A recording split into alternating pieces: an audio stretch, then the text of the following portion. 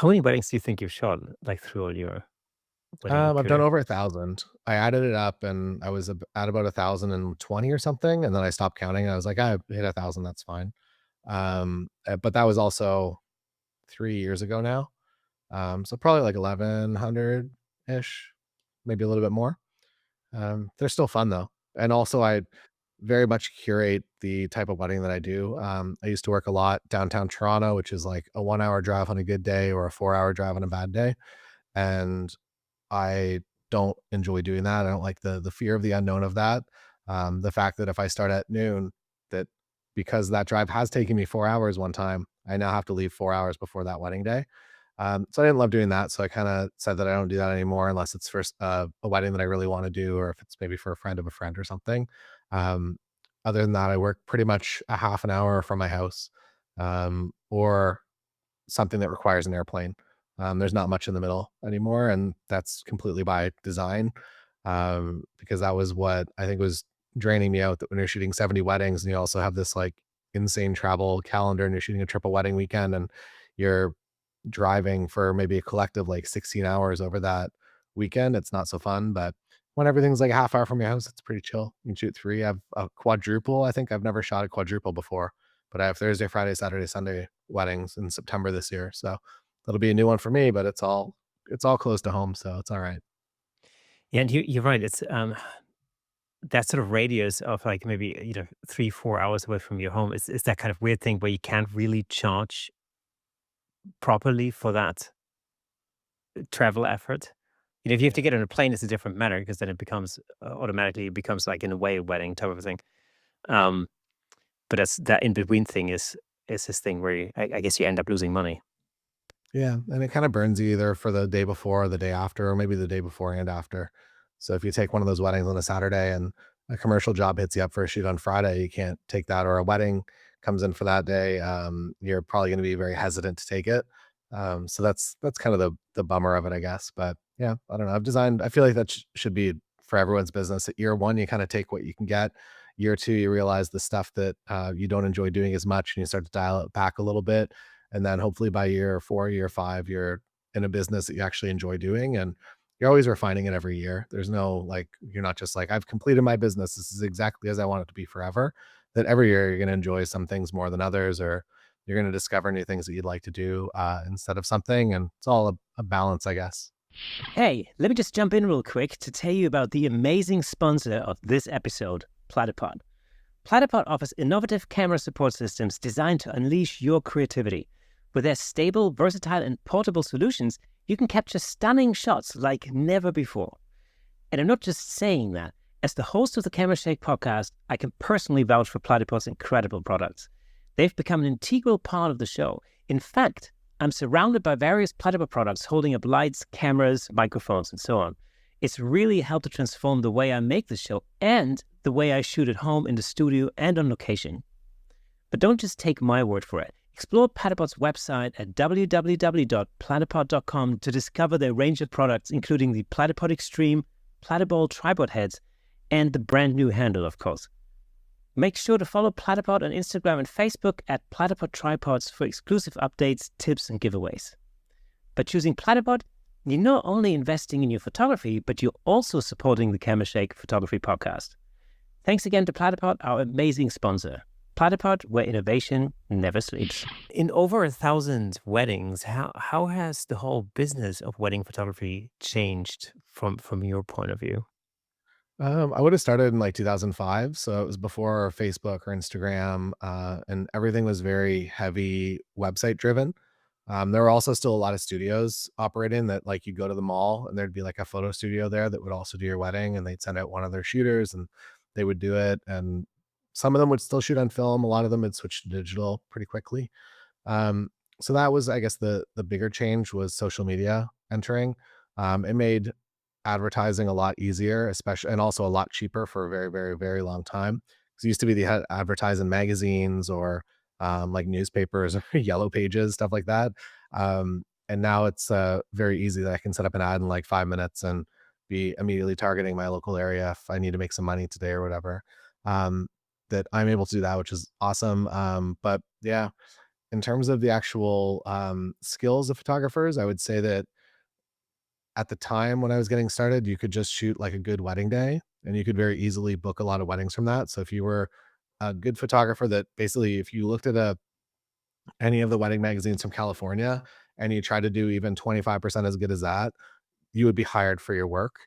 I feel like that has definitely transitioned a lot that everyone is so good now and photography is pretty easy that you can put a 50-1.2 on your camera and with eye detect and everything, you can shoot a pretty good wedding day if you know what good light is, and then you can use AI for editing. So the barrier to, I guess, the skill level of everyone is so high now that we have to compete in different ways, and that is mostly based on kind of personality and very much being attractive to your ideal couples. I would say that's also one of the big changes that, yeah, shooting cool stuff in a back alley that looks grungy, doesn't book you weddings anymore. But that's kind of difficult because I mean, how do you yeah, how do you compete on that? You basically compete on personality then. Yeah, and trust, I would say as well. Trust is like a big key indicator. For weddings specifically, it's like they want to make they're it's probably the most amount of money. It's for sure probably the most amount of money they've ever spent on a photographer or someone in a creative field. So they want to make sure that you show up and that you're going to do a good job, and that also, I would say another big piece is that you're not going to be an embarrassment. That they know that you're going to show up dressed professional, and you're not going to be a chaotic person to be around on the day, unless they're a chaotic couple. Then maybe they want that.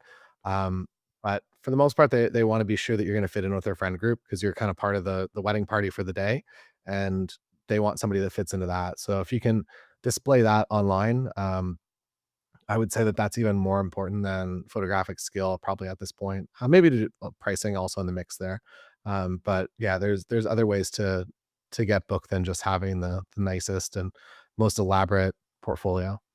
I think one of the issues, and this is really in any niche of photography, not necessarily only wedding photography, is that when you feel that the competition level rises, a lot of people automatically look at pricing and just go, "Well, I'm going to drop my prices and undercut, the competition."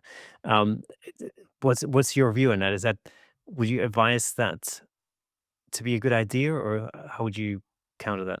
It depends. So, like, what I do here, I know my market pretty well, locally, and I don't know every single market kind of all around the world, so I'm not gonna say, like, this is for sure what you do. I've found that being, like, priced in the middle where every single educator tells you to not be, it's like, "Aim for luxury, shoot 50, $100,000 wedding days," and I've been very happy to just kind of be in the same roughly, like, probably for the past 10 years, I've been priced pretty much the same. And I've been very happy with that. It allows me to book a lot of volume. I enjoy working. I like getting out there. I feel like it keeps me sharp as well. So I'd rather book more work, even if I'm making a little bit less. And so I haven't really been at least my business, I haven't been too excited about going down in price. So I've just kind of stayed where I've been at, and it's been totally fine. I think us as business owners, we overthink a lot of stuff as well.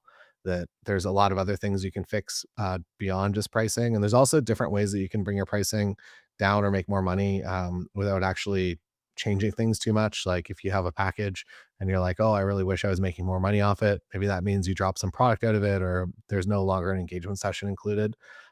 There's different ways to kind of play around with your pricing like that, but I would suggest maybe thinking it a lot before you consider dropping your prices down to something that you're not comfortable with or won't sustain a living. And then also same goes with like offering crazy discounts that if you're publicly offering like 50% off remaining wedding dates, all the couples that have already booked you and have trusted you are going to be a little upset that like, oh, you're doing half price weddings because we filled your calendar for you. Like, why aren't we also getting rewarded for that? So, yeah, lowering prices is hard. So maybe if you are going to do it, make that an overtime thing, not just all of a sudden one day. I find the same difficulty with things like mini headshot sessions a lot of the time. Where you basically you do a day or two of like mini headshot sessions at a cut down price, but then immediately anybody else who booked you for the full fee will turn around and say like, "Oh, I've just spent three times as much." How come you're dropping your prices? And so, although I do those, I do them once a year for like a 1 day only, and that's you know And that's it. I've actually just recently I've reconsidered my pricing structure, so I might actually just rebuild my pricing structure so that it sort of incorporates an element of that, so I don't have to do these, mini sessions every year. Although I mean they're fun to do, but it's just you have to switch Yeah. things up. I think sometimes that's the thing. Yeah, I think as long as you're clear, if you're like, this is the reasoning why this is a much less expensive shoot. As long as you're clear with that, I feel like it's fine. Or if it's like a 1 day thing, like you said, I think that's pretty reasonable. But yeah, it's hard not to undercut yourself, I guess, is maybe what I would hesitate against.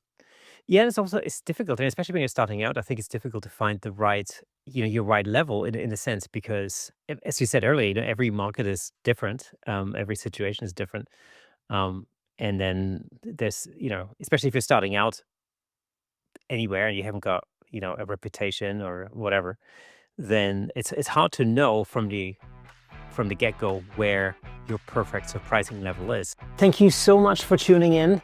If you enjoyed that clip, then press here for the full episode in glorious Technicolor. Hey, and don't forget to subscribe.